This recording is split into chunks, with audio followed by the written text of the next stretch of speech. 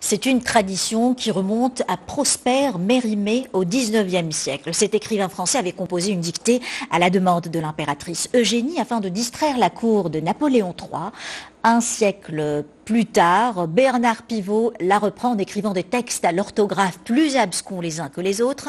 Ce jeu très instructif a ses adeptes au Maroc. Au lycée Lyautey à Casablanca, près de 350 personnes de tout le Maroc, les plus à cheval sur l'imparfait du subjonctif et les propositions juxtaposées, ont pris part à cette compétition. Hicham Bahlawan, Osman Maoudia, Rita Saha. N'a pas le moindre étage, virgule. Concentration totale, tel est le mot d'ordre pour ces élèves venus de tout le royaume. Sélectionnés parmi près de 4500 candidats, ils sont les grands finalistes de la dictée en langue française et passent l'ultime étape de cette compétition nationale. Pour moi, la dictée nous aide beaucoup et nous encourage pour le mieux. C'est un art qui se base sur la pratique, la lecture tous les jours, des histoires. Place à présent à la correction. C'est dans cette salle d'un grand lycée français casablancais que l'équipe d'organisation va éplucher près de 350 copies. Un exercice que certains exécutent avec plaisir et rigueur depuis plusieurs années.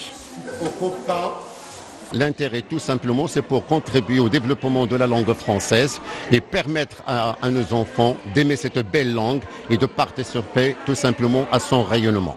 Alors c'est une belle réussite aussi pour la francophonie, puisque ça montre à quel point nos élèves et globalement aujourd'hui les plus jeunes au Maroc sont soucieux de la maîtrise de la langue française et sont prêts à s'investir dans une activité qui va les amener à exprimer ce qu'ils ont de meilleur en eux. Petits et grands ont donc donné le meilleur d'eux-mêmes. Les lauréates se sont d'ailleurs distingués en majorité face à leurs camarades masculins lors de cette compétition, en raflant 9 prix sur 12. Je suis comblée de joie, surtout que la dictée représente un grand événement. Et je pense que le secret pour réussir, c'est tout simplement la lecture.